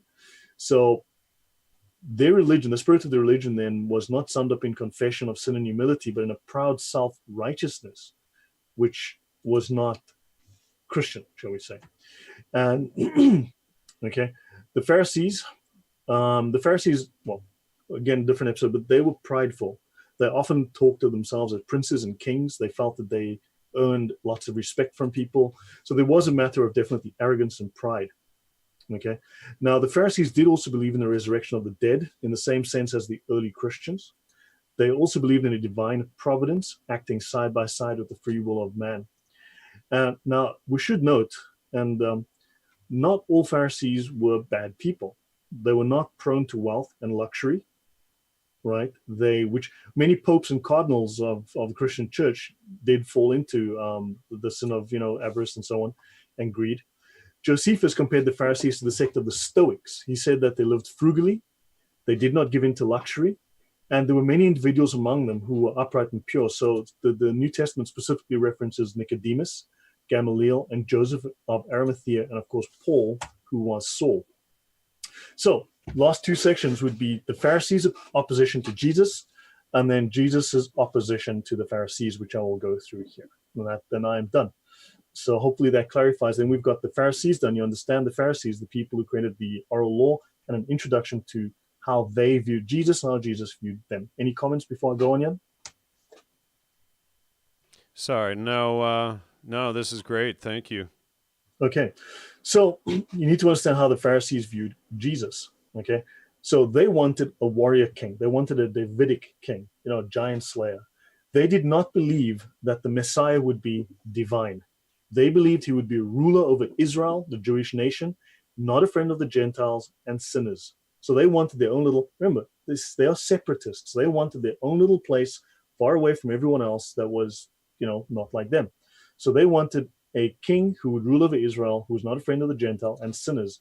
Whereas God's message was that the Jews were a holy people meant to spread his law throughout the world. Already there you have a conflict with people who are supposed to spread God's morality and God's law versus these guys who just wanted to do their own thing and, never mind everyone else. So the Pharisees were convinced that their laws and their religious observances were correct. They were very, very much convinced of their own mentality, their own thinking, right? And for them, that the Messiah would break these laws was unthinkable. So during his ministry, Jesus violated many of their laws, or traditions, shall we say. When they said laws, we could think it's their traditions, what they'd come up with. He mixed freely with tax collectors and sinners, which made him ceremonially unclean. Luke 7:39. So a Pharisee says, if this man were a prophet, he would have known who and what kind of woman this is who is touching him, that she is a sinner. So they didn't take kindly to people who weren't them, basically. They felt they just wanted to be clean, but this was more about what was in their minds necessarily than what was in their hearts. He ate and drank with them, okay, with sinners, and he was called a glutton and a drunkard. That's Luke 7:34. The Son of Man has come eating and drinking. Behold, a man who was a glutton and a drunkard, a friend of tax collectors and sinners. He ate with ceremonially unclean hands. Luke 11:38. They were astonished, did not wash before the meal. He broke their Sabbath laws by healing people. Luke 13:14. And he also gleaned corn to eat. When the Pharisees saw it, they said to him, behold, your disciples are doing what is not permitted on the Sabbath. Yeah, the difference here is that Jesus is going by natural law and what is in truth, and living to what is the nature of God, whereas the Pharisees are going by their own written laws and rules, and Jesus is saying, no, this is ridiculous and absurd, and he shows the example of how to live in truth, not by following an overabundance of silly laws that the Pharisees laid down. Yeah, there's a spontaneity to the actions of Jesus by comparison with the deliberate, rule-bound, heavy ponderousness of what the Pharisees were doing. So there's a clear comparison of living a spontaneous life freely, openly, with minimal restriction, as long as you obey the law, morality, and versus these guys. He forgave people's sins, which to the Pharisees was blasphemy. Because who is this man who speaks blasphemies? Who is able to forgive sins except God? That's Luke 5:21. He freely criticized the Pharisees for their hypocrisy and their self-righteousness. That's Luke 11:37-52. It's a long passage, so I won't do it here. To the Pharisees, Jesus was guilty of law-breaking and blasphemy. The idea of Jesus criticizing them was an outrage. Luke 6:11. They were filled with fury and began discussing with one another what they might do to Jesus. They saw Jesus as a threat to their popularity and their authority over the Jewish people, and of course their standing with the Romans, and they plotted to kill him. During his ministry, they questioned him, they tried to catch him in his answers in order to hand him over to the Roman governor for blasphemy, the crime of blasphemy at the time. Luke 11:53, and when he departed, the scribes and the Pharisees began to be terribly hostile. They questioned him, they plotted to catch him, right, with reference to something that he might say. Of course, they never succeeded. In the Dictionary of the Bible, D. Eaton says they put testing questions to him as a way of for example, as to the way of inheriting eternal life, that's Luke 10:25, as to the greatest commandment, Matthew 22:36-40 and Mark 12:28. I'll read the first one. Which commandment is the greatest in the law? And he said to them, you shall love the Lord your God with all your heart and with all your soul and with all your mind. This is the greatest and the first commandment, and the second is like it. You shall love your neighbor as yourself. On these two commandments depend all the law and the prophets. And the second one all the law and all the prophets, right there. It doesn't say anything about going and spreading hate and taking quotes out of context or anything. Jesus is laying down the ultimate law right there. He says again in Mark, you shall love your neighbor as yourself. There is no other commandment greater than these. And also they discuss the laws of divorce with him, Matthew 19:3 and Mark 10:2. So now let's talk about, to finish off this chapter, this section, Jesus' opposition to the Pharisees. Once I finish this, then I'm done with my part of the presentation. We can take questions if you have questions in the comments or your super chats, Jan. Yeah, I haven't seen any super chats. If people want to throw some of those up, they may begin. Maybe we could begin to dive into a few Talmud quotes tonight as well. Oh, we could, yeah. Let me finish this and we can see about that. So Jesus' opposition to the Pharisees. Now, Jesus was openly opposed to the Pharisees. He denounced them publicly for hypocrisy, spiritual blindness, and evil ways. Now, the Pharisees presented themselves as the guardians of the Torah, which was God's gift to Israel. The Torah gave new moral laws that were a departure from the nations of the day. So the law was intended to enable the Israelites to live righteous lives, but the Pharisees, the view is, had corrupted the law. So disregarding any ethical consideration and being devoid of mercy, they imposed an intolerable burden of legal observance upon common people. Life for the Jews became slavery to the legal precepts invented by the experts of the law. So Jesus then condemned the Pharisees for being careful to appear righteous on the outside, while inside they were full of greed and wickedness. Now, although, don't forget, it does say paradoxically that that they were not wealthy people. They lived frugal lives, but I think the greed and wickedness would be that they disobeyed God's law, and that they were greedy for perhaps in their arrogance and pride. They wanted recognition. They wanted to be obeyed. So possibly he means in that sense rather than a financial sense. In the dictionary of the Bible, we have from D. Eaton, that which defiles a man is the evil condition of his own heart. That's Matthew 15:11 and Mark 7:14. No action is of any moral worth unless it is the expression of the inward disposition. And summoning the crowd, he said to them, hear and understand. It is not what goes into the mouth that defiles a person, but what comes out of the mouth. This defiles a person. So the Pharisees were very concerned about being defiled by others. And he said, no, you cannot be defiled by other people. It's what's in your heart and what comes out of your mouth that defiles you. So Jesus called them blind guides who had shut the gates of heaven, so neither they nor the people could enter. He attacked them for hypocrisy and he called them fools.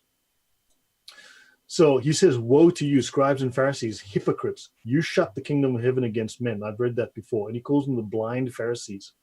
For you make clean the outside of the cup, but within they're full of extortion and excess. Now, not all the Pharisees were hypocrites. There were some who were sincere, righteous people. Now, Nicodemus genuinely sought out the truth, and Jesus gave grace and instructed him in the way of salvation. That's John 3:1-21. For everyone who practices evil hates the light and does not come to the light, lest his deeds be exposed. But the one who practices the truth comes to the light in order that his deeds may be revealed, that they are done in God. Now, in the New Testament survey, MC Tenney says not all were hypocrites, right? So Nicodemus also shared with Joseph of Arimathea the responsibility of burying Jesus' body, and Nicodemus was a Pharisee, so he helped to bury the body of Jesus. Now, to the self-righteous, Jesus spoke in parables so they would not understand. This is Matthew 13:11-15. He says, to you, why do you speak in parables? And he answered, to you it has been granted to know the mysteries of the kingdom of heaven, but to those people it has not been granted. Seeing they do not see, and hearing they do not hear, nor do they understand. The prophecy of Isaiah is fulfilled that says, you will listen carefully and will never understand. You will look closely and will never perceive. So with their hearts, the hearts of this people has become dull. Their ears they hear with difficulty. They have shut their eyes. And it says, and they will not turn so that I can heal them. On numerous occasions, Jesus makes reference to his own divinity, and he asserts his authority over the Pharisees. John 10:33 and Matthew 12:8. The Father and I are one. I have shown you many good deeds from the Father. For which one of them are you going to stone me? And the Jews answered him, we are not going to stone you concerning a good deed. This is the Pharisees. These are the leaders speaking, not all the Jews, right? Not every Jew on earth, just so you know. We're not going to stone you concerning a good deed, but concerning blasphemy. They honestly felt that he was being blasphemous because you make yourself to be God. That was their statement. So, referring to their plans to kill him, and we're just about to finish, referring to their plans to kill him, he compared them to tenants of a vineyard who wanted to kill the owner's son in order to steal his inheritance. Matthew 21:38. Now, consider, though, the theological imperative that Jesus had to die. Right? This is a requirement. So, Matthew, this is the heir. Come, let us kill him and have his inheritance. And they seized him and threw him out of the vineyard and killed him.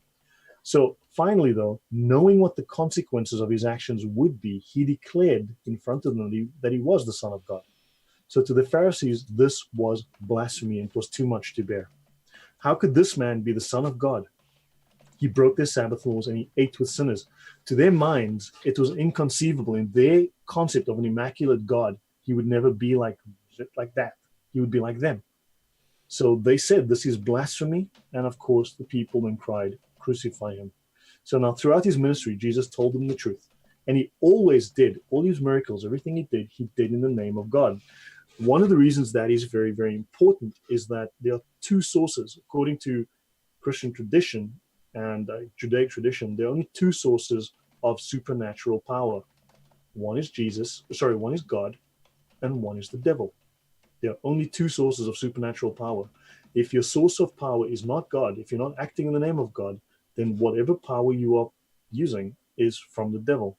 So, such was their blindness and hardness of heart that when God came to them, they did not know God or Jesus. And that, I have further notes, which I'll explore and get into, but that is my presentation done. 90 minutes. Great job, Lloyd. And 19 minutes. Got it. All right. So now that's the intro or the foundational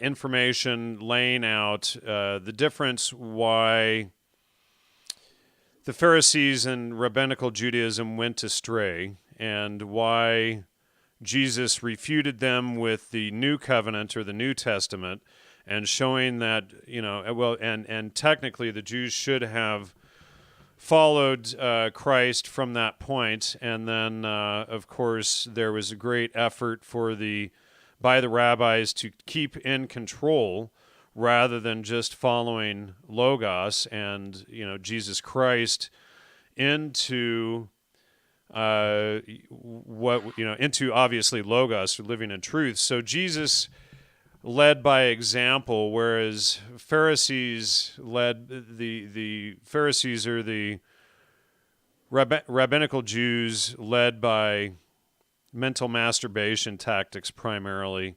And so this is the foundational division between Judaism and Christianity, and why Jesus Christ was such an important figure, and how he showed that, using his behavior and examples and metaphor, how the Pharisees were so wrong. And this is what he was killed for. And so this is why he is such an important historical figure. And when you go through all of this and you understand all of this, it becomes so obvious that, at least in my opinion, that Jesus was a real historical figure, not a Caesar's Messiah, not a creation of Rome and this sort of thing. Can I make? Sure, go ahead. Something I've noticed over the last couple of weeks is, as we've very slowly just hinted at and only done a couple of times, debunked some of these major Talmudic falsified quotations, suddenly the story, first of all, the Talmud was evil. The Talmud's an evil book, the most evil book. The Talmud is the basis for everything. Now that we've started to debunk and make sense of the Talmud, suddenly you see constantly now this whole thing that the Talmud doesn't matter. It's not important what's in the book. It's their behavior. This is because that's their fallback position now. Instead of saying, well, we were wrong about the Talmud, we were ignorant, or we were lying, it's, well, the book doesn't matter. It doesn't matter. Well, the religion is based in the book. If you don't have the secret book, then you are making up a story. So you need to, you need to either bring us the secret book or shut up. And if it was in the book and it's not in the book, then well, what do you say next? And and then their whole thing about it being expurgation, and they'll go to another book and they'll show how expurgation was used in a completely different text and a completely different example, and then say, well, that applies to the Talmud, so that's why these texts are faked or taken out of context or whatever. We haven't said... Oh, are you sharing screen again? Yeah, I'm going back. I thought people can just have a look at this picture. Well, and I wanted to. Now I lost my train of thought when you did that. But they're basing it off of these claims of expurgation or of Pilpul, etc., without giving any examples, and in the Talmud itself. And we haven't claimed that those quotes aren't in the Talmud. Some of them are blatantly fabricated, absolutely. Yeah. Like the David Libra one, and some of them aren't in the Talmud. They're in other books, and they're claimed to be the Talmud. But, and in some cases, sentences are left out. Like one sentence would be left out, which critically alters the meaning. There's loads of these falsities, and it's definitely someone's done a fantastic smear job. Correct. And so, well, okay, well, go ahead and finish this that you have on screen, what you wanted to say I'm here. done. No, I just wanted people to just see this and think about this. Yeah, that is Baphomet, aka Muhammad. Thanks to Todd, and I had just happened to. Was it me that came up with that this week? I can't even remember now. Me. But I had been searching. You're the name of that. I came up with the goat. Yeah, I had been searching Aleister Crowley and Muhammad, and it was the connection to Baphomet came right up, and right there on the page, on even Wikipedia, it said that Baphomet was Muhammad. Now, ding, ding, ding, that should really wake people up, and this is why Aleister Crowley, Sabbatai Zevi, Hassani Sabah, all of these occultists, that's why they're into Islam. Yeah. Fight and slay the idolaters wherever you find them. Don't forget, those secret months passed. I mean, the references, I have them all. The secret months are past. Muhammad died shortly after writing these words. He was poisoned to death, as we discussed in the episode on women and the death of Muhammad. So these are his final words. These are his final instructions. Fight them, right? Idolaters are unclean. You see, but if Jews say you're unclean, you got to kill them all. But if Islam says you're unclean, it's like, that's not a problem. We're hypocrites. We're okay with that. We're Christians. We defend Islam. That's what Christians do. Right. And meanwhile, Islamists will kill the Christians, and then Christians will sit there defending Islam while they're being killed. They at least need to wake up and get back to Logos to see where the thread is. So, people need to understand we are the servants of Allah, and killing Christians, those who disbelieve, is a small matter. People are reading this. People are believing this, right? And then they'll say those are the extremists, but hello, this is what the actual Islamic texts say. And let's say only 5 or 10% believe it. That's enough to create a mass genocide. And this episode and this part of this series, as we get into the Talmud, is about stopping a genocide. And when we expose, and like I said earlier, I spent over 20 hours this week going through these Talmud quotes and actually verifying them, reading them in context, etc. But when we understand these quotes in context, we can see how they are being used to bring about a mass genocide. So, Lloyd, I'm just going to show... I'll stop sharing it. I want to show a couple of these on screen here just to give context for what the rest of this on the oral tradition and the Talmud will be leading up to. And we're going to be going through all of these. I think have we debunked 100% or about 99% of them now? One left, two left. There's maybe one left. Okay, so out of all of them that are floating around on the internet, we've debunked all but one, as far as I know. So that would be like 97% debunked. Well, put it this way: if we show that all of these are falsified, I mean, do we have to do like 5 million to show? If we take the first 30 and they're all false, I think that already should undermine the credibility of people on it. Well, I would like to be as thorough as possible regardless. But yeah, I mean, I've gone through... Why do I have to be incredibly thorough and spend hours and days and weeks and months of my life when these people can just make stuff up? I literally... Well, the issue is what they're doing is going to cause, what the GDL and the neo-Nazis and the KKK people and what activist news and these people are spreading is going to lead to a genocide. And what we're doing is trying to show people how this stuff is taken out of context, and we're trying to stop a genocide. So, in my opinion, that's valid. Now, what I want to do here is just show on screen the Talmud on the Safaria website. So, this is what the Talmud. These are the titles. If we look at them in here, let me click on that. If we look at them in English, and then below here we have guides, commentaries, etc. So we're going to skip that right now. But what I want to do here is I want to go here, and I'm going to click on this so that we can see it in Hebrew. And then what we're going to do is we're going to just scroll down here, and we're going to grab all of these top ones so that we can, we're just going to capture those, and then we're going to go to Google Translate. And I just want people to see what these actually translate as, because I think it's very important. So these are the topics. Now, this reveals that the Talmud is an actual law book. Okay, so so we have New Year's. Some of these I don't know even in their translations, but we have fasting, rules about fasting, scrolls, a small date, celebrations, the order of women. Yevamot, do you know what that one translates as, Lloyd? I can't remember. What's that? I can't remember now. Yeah, I'll have to check that one. And then we have vows, monks, and then this one is what it was, that sahot or something like that, translates as pervert or perverts. So this is a whole book dealing with perverts and sexual deviation. Okay, let me get it for you. I will read that out. Okay, and then we have beatings, weeks, idolatry, parenting, sacrifices, offerings, the firstborn, values. What's that? I have it. I'll just quickly do this.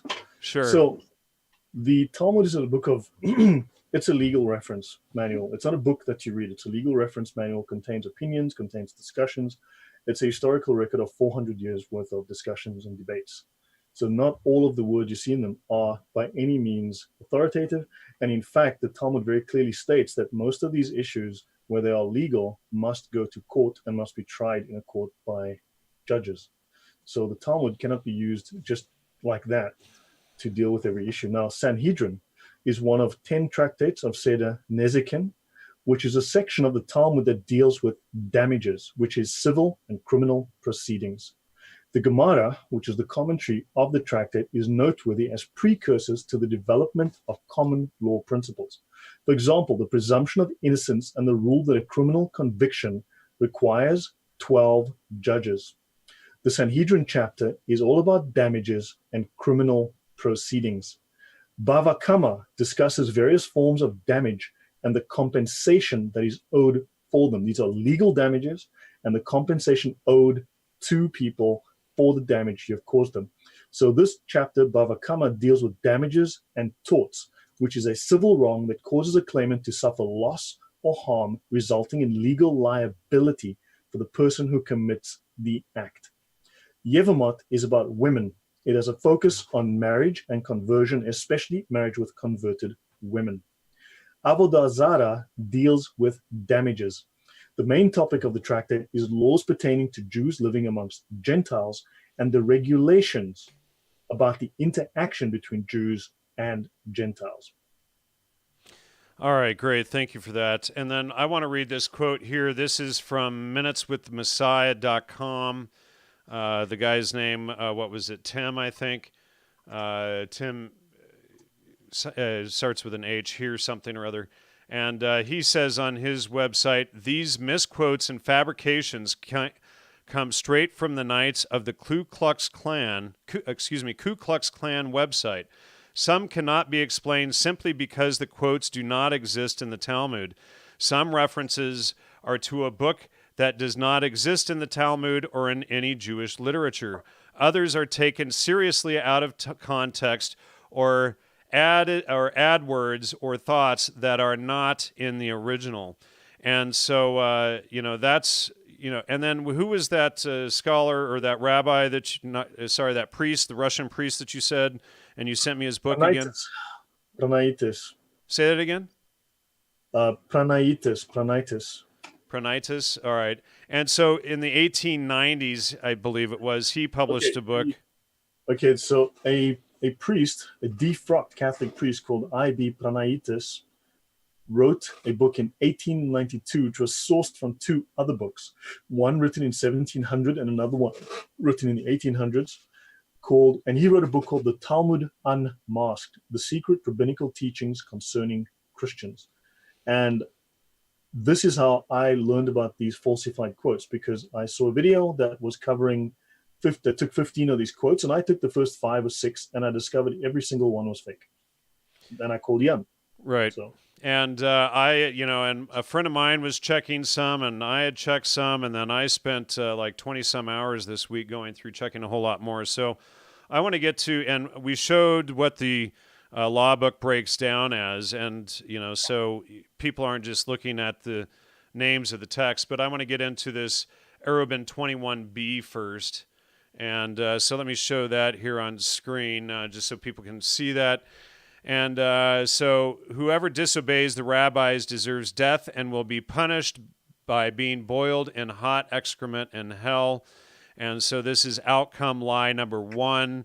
Rabbi Hizda said to him, "This cannot be so. For what the Torah was given 2 separate occasions, blah, blah, blah." Anyway, it scrolls down, and we have in red here the following statements. What's that? Can I go on? Sorry. Whereas, with respect to the words of the sages, anyone who transgresses the words of the sages is liable to receive the death penalty, as it is said. And whosoever breaches, and the laws are essentially against pedophilia, against murder, against theft, and this sort of thing. At least you say, if the words of the sages are of substance and have such great importance, why were they not written in the Torah?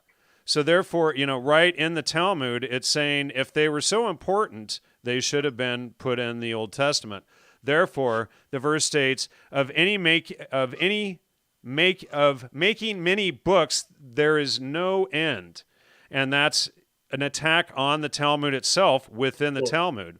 Hold on. On Eruvin 21b, it says this: Rava strongly objects to this explanation. Is it written? Right? Rather, the verse must be understood. Yeah, I had that below. I was getting to it, but go ahead. Whoever meditates upon them, the words of the sages, experiences enjoyment as if it had the taste of meat. So he rejects that whole idea of excrement. And then here's another one, Moed Katan 17a. If a Jew is tempted to do evil, he should go to a city where he is not known and do the evil there. And this is the second lie that's told, and here's the factual citation. Rabbi Elias says, if a person sees that his evil inclination is gaining control over him and he cannot overcome it, then he should go to a place where he is not known. He is to wear black, and he should wrap his head in black as if he were a mourner. Perhaps these changes will influence him so that he not sin. Even if these actions do not help, he should at least do as his heart desires in private and not desecrate the name of heaven in public. Although this person had sinned, he did so in private and in a manner that did not publicly desecrate God's name, and therefore it was fitting that he be given an honorable burial. Can I add to that? Sure. The specific context of Moed Katan 17a. Now remember, people are paraphrasing it. So they're not quoting the actual statement. They're taking one sentence out of that's about 40 this discussion is about 40 paragraphs long. It's a very long discussion. And they're taking one little sentence, they're paraphrasing it, providing an opinionated paraphrase, and then saying, well, if a Jew is tempted to do evil, he should go to a city. Well, this specific passage discusses a student of rabbinical Judaism that had a desire, or shall we say, had a habit of visiting prostitutes. And because he would go to prostitutes, he was therefore bringing the name of God into disrepute, because this is not allowed for a rabbi. It was a sin. And that was what they're discussing. And he dies, right? There's something happens to him and he's punished by God or whatever, and he dies in a very weird manner. But anyway. Yeah, so all of this that's oops, sorry. So his sin is prostitution. His sin that they speak of, the evil that they talk of, is bringing the name of the rabbis into disrepute. And evil, that's just evil, and it's prostitution. That's all. But this whole section is discussing that. It's not just one single line where you highlight it and go, see, it's there. Ha, ha, ha. It's evil, see? So, a rabbi, basically, or a student of rabbinical Judaism, went to a prostitute. Someone said something to the rabbis, and they said, sorry, you got to sort this out. And he doesn't, and he dies, and that is the evil. He said, look, then don't do it in the city. You're bringing us into disrepute. Go somewhere else. Go find your prostitutes. Go bang her to your heart's design. Then come back and try to find your way back to God. And that didn't happen, and he died. Now, you want to cover one more of these before next week? Should we cover Baba Meza 24a? Hold on, maybe. If a Jew finds an object lost by a Gentile or heathen, he does not have to. It does not have to be returned. Oh yeah, sure. All right, so this is a really good one that's refuted over and over and over in the text. So sure, the one line exists. You can, so if can I share my screen then? Sure, go ahead. Yeah. Okay, I'm gonna kill the comments. I'm gonna kill this. Okay, so here there you go. Okay, I'm just going to leave that running. Okay, so now, if a Jew finds an object lost by a goy, it does not have to be returned. That is in Baba Mezia 24a. And we discussed what Baba Mezia is, which is damages and so on, right? It's legal stuff. So now look at all of this. This is all of the research. Now highlight the one line that they take out of context. Oh God, if I can even find it. Look how long this is. That's not even the whole discussion. This is a fraction of the discussion. This goes on for dozens of pages. Okay, now let me read this. In the case of one, this is here. In the case of one who finds a lost item in a main thoroughfare or a large plaza or in any place where the multitudes are found, these items belong to him due to the fact that the owner despairs of their recovery. So what they're saying is if you find an object in a major thoroughfare, major city, where there's no hope of the owner finding the object, you may as well keep it because there's no chance of finding the owner. And keep in mind that this is a legal discussion over property and lost items. So now the way that Talmud is structured, they will go through every possible permutation. What if it's a butchery? What if it's a baker shop? What if it's Jews only? What if it's Gentiles only? What if it's Jews and Gentiles? What if it's 10% Jews, 90% Gentiles? What if it's 50%, 50%? What if it's 20 and 80? It goes through, you name the combinations, you're going to find it in this book, believe me. So then they say a dilemma was raised before the sages, even in a place where there is a majority of Jews. And it says here, even where the Jews are in the majority, the item belongs to the one who found it. So if a Jewish man in a Jewish city, in a Jewish tea house, finds something belonging to a Jew, but it's a busy place and there's no hope of finding the owner, keep it. So this law is valid for Jews as well. If you're walking down the street and you find a quarter on the ground and you pick it up, you can put it in your pocket. Oh my God, can you believe it? So basically it says, so if you've lost an item, it belongs to the finder, even in a place where there is a majority of Jews. This is not just for Gentiles. This is not about theft. I will go to the bottom. I'll skip through that. And he says again, even in a place where there is a majority of Jews. Okay, I'll keep going. Now, there's a very long discussion. Now, I'll give you two more passages from different books. Bava Kama 113.8.10.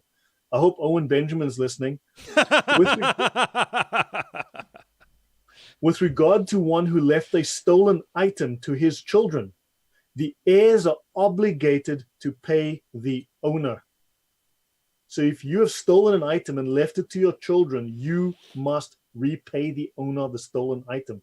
And it says it refers even to a cow that he plows with or a donkey that he drives by directing it from behind, which the heirs are obligated to return. So if the Jew has an object belonging to someone else, even a Gentile, and he dies, he must have it returned. It is considered stolen otherwise.